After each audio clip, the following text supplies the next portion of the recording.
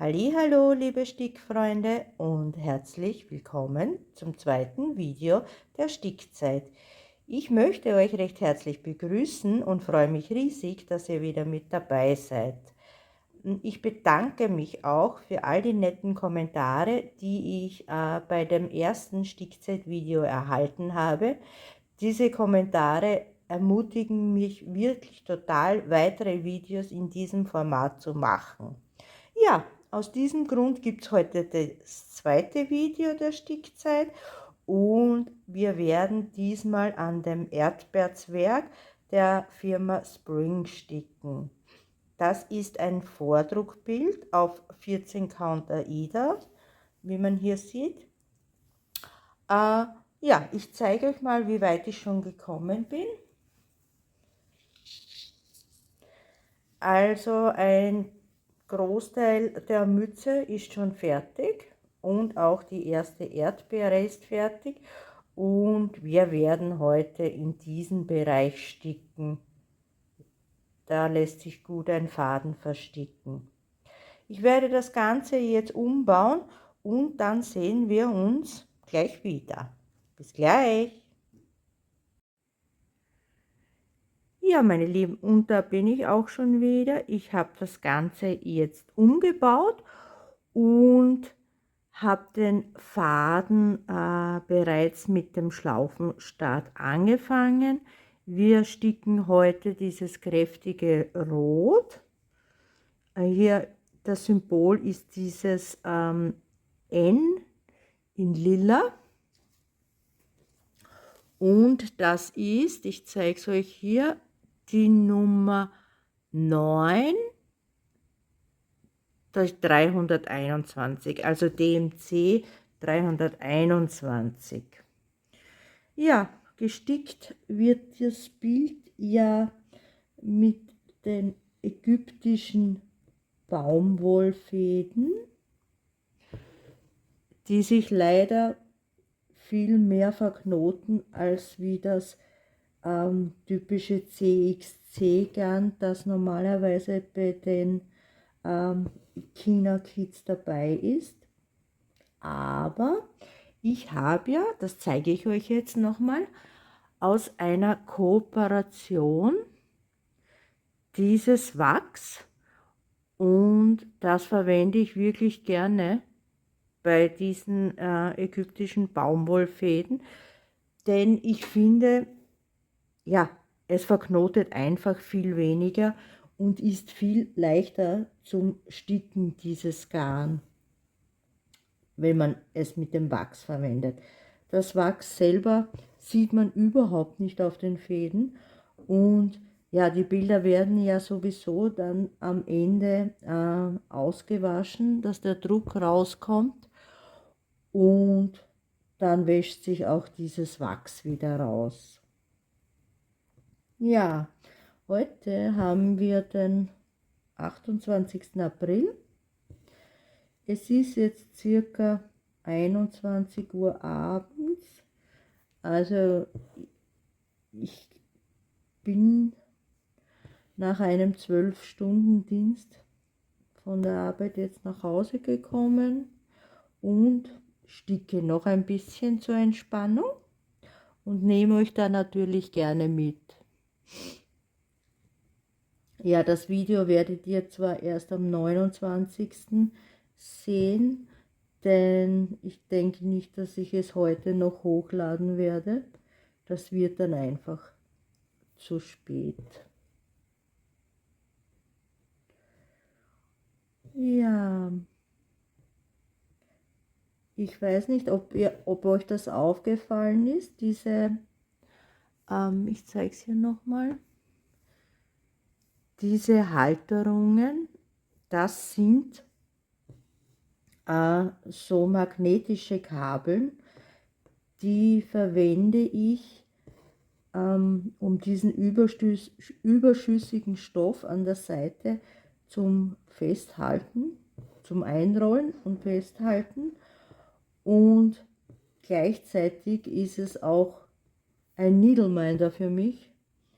Das heißt, ich verwende eigentlich selten oder kaum einen Needle Minder, da ich ja diese Magnetkabeln verwende.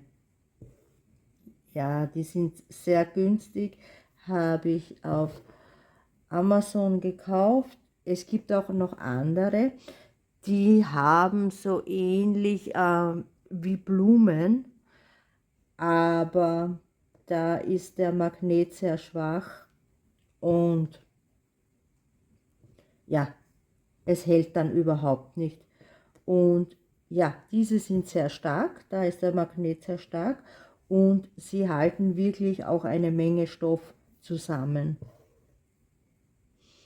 Ja,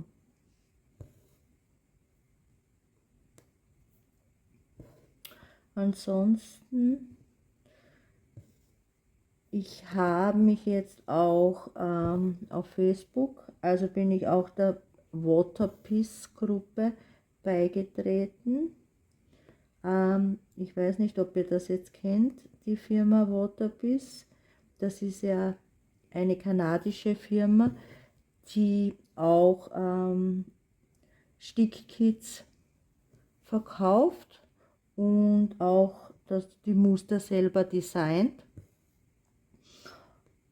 Und ja, auf der Facebook-Seite von Waterpiece gibt es dann, soweit ich das jetzt gesehen habe, einmal im Monat eine Auktion, wo man Waterpiece Kits eigentlich günstig ersteigern kann. Also im Bietverfahren wird das gemacht. Es gibt natürlich einen Startpreis und man kann dann so in 5 $ Schritten oder höher mitbieten.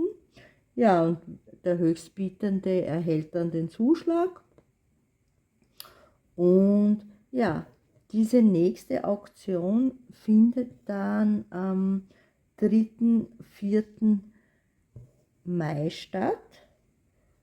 Und ja, schauen wir mal, wenn etwas Passendes dabei ist, werde ich da mitbieten. Ich habe ja bereits ein Kit von der Firma Waterpiece, das ist die Aqua Lady.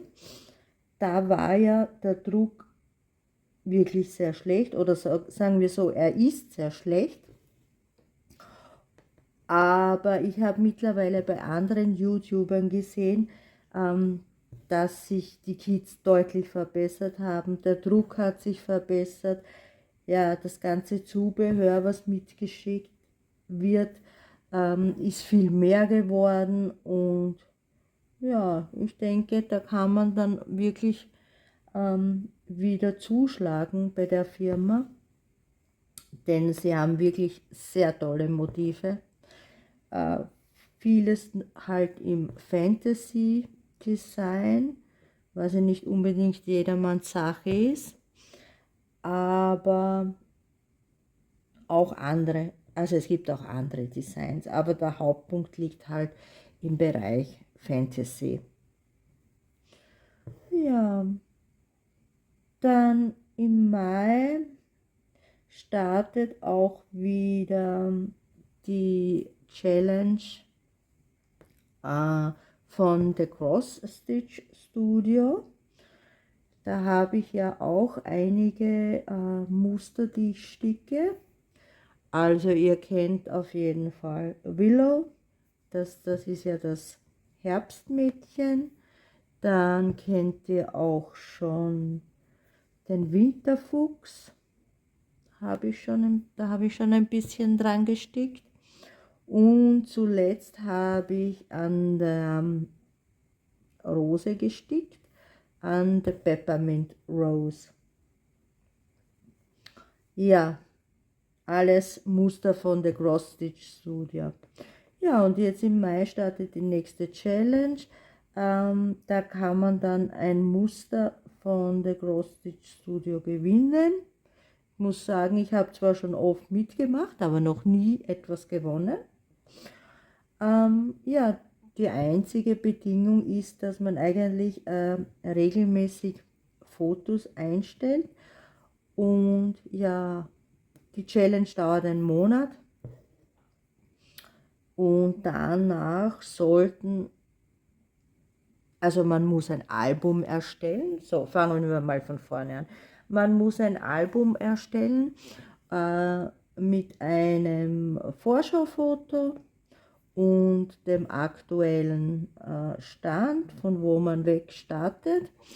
Und bis zum Ende des Monats, Moment, jetzt habe ich hier den Faden mitgestickt. Bis zum Ende des Monats sollten dann, ich glaube, insgesamt 14 Fotos in dem Album drinnen sein. Und danach qualifiziert man sich für die Auslosung zu einem Gratismuster. Alle Teilnehmer, die dieses Kriterien erfüllen, erhalten zudem noch einen 5$ Rabatt für den Kauf eines Musters. Ja, es macht eigentlich viel Spaß. Sind doch einige Teilnehmer dabei und ich schaue mir da auch gerne die Fortschrittsfotos der anderen Teilnehmer an. Ja, was gibt es sonst noch? Ja, ich habe eigentlich in letzter Zeit viel gearbeitet. Gestern war es ein sehr schöner Tag hier bei uns. Mein Mann und ich waren im Garten. Wir haben ja zum Glück einen großen Garten und wir pflanzen viel Gemüse und Obst in unserem Garten an. Ja, das ist unter anderem auch ein Hobby von uns. Und ja, wir haben jetzt ja schon die Blumen in den Töpfen gepflanzt, die dann auf den Balkon raufkommen. Aber da möchten wir noch bis Mitte Mai warten. Denn wie ihr wisst, sind ja Mitte Mai die Eisheiligen. Und da kann es doch noch mal sehr kalt werden. Und aus diesem Grunde warten wir noch, damit die Blumen das auch überleben, wenn sie dann am Balkon sind. Ja, dann haben wir auch ein kleines Gewächshaus. Und in dem Gewächshaus haben wir schon die Pflänzchen vorgezüchtet. Also die werden angesät und danach ausgesetzt. Und ja, da, was soll ich sagen, alles Mögliche. Wir haben Salat, wir haben Blumenkohl, wir haben Kohl, wir haben Brokkoli, ja, eine Menge. So, ich muss schauen, ob ich noch im Bild bin. Ja, es ist noch im Bild. Ja, und es macht uns auch wirklich richtig Spaß. Ja, und im Freien haben wir dann auch noch ein großes Gemüsebeet, wo wir jetzt schon Zwiebeln angepflanzt haben und Kartoffeln gesetzt haben. Ja, dann ist noch einiges frei. Also die nächsten Tage, wo ich wieder frei habe, werden wir natürlich auch Radieschen und Karotten ansehen.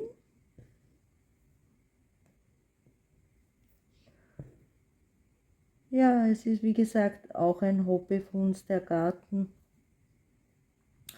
Es macht mir wirklich viel Spaß, im Garten zu arbeiten. Es macht mir auch viel Spaß, Unkraut zu zupfen. Auch das ist für mich recht erholsam. Genauso wie Sticken natürlich. Ja, die nächsten Tage steht ja dann schon das nächste Monatsupdate an. Der April ist ja dann fast vorbei. Dann werde ich euch auch diesen Erdbeerzwerg als ein Ganzer zeigen, wie weit ich da gekommen bin. Denn das war ja eigentlich auch ein Neuanstich in diesem Monat. Insgesamt hatte ich ja dieses Monat 3 Neuanstiche. Ein Finish und natürlich noch einige andere Vips. Aber das werdet ihr dann ja alles beim Monatsupdate sehen, sofern ihr dabei seid. Ja, was kann ich euch noch erzählen? Es tut sich momentan, oder Gott sei Dank, nicht viel. Es ist alles ruhig und entspannt.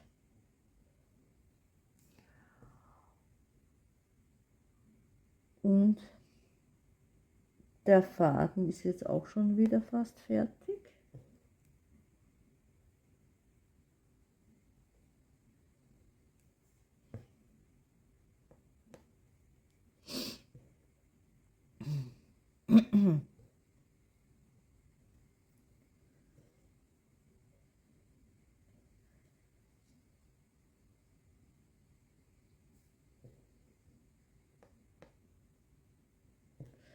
Ja, dieser Erdbeerzwerg ist eigentlich sehr einfach zu sticken.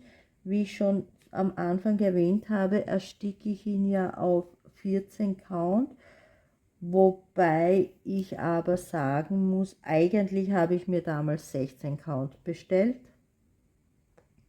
aber 16 Count war ausverkauft und aus diesem Grund habe ich dann 14 Count erhalten.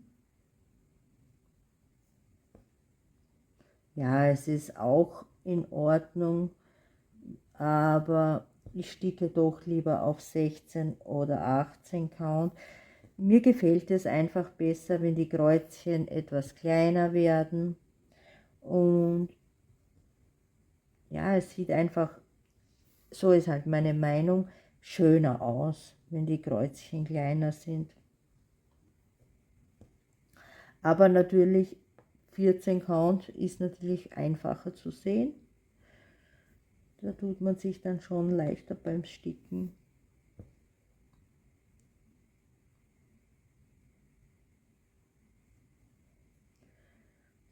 So, wir sind jetzt am Ende angelangt des Fadens. Ein bisschen geht noch. Und danach werde ich den Faden auch wieder mit dem Pinstitch beenden.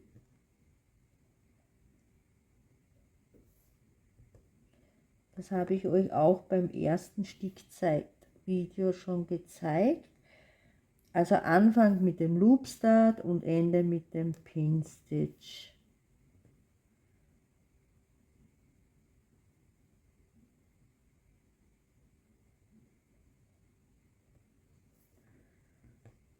So, das letzte Kreuzchen wird das. Oder auch nicht. Ja, der Faden ist schon recht kurz.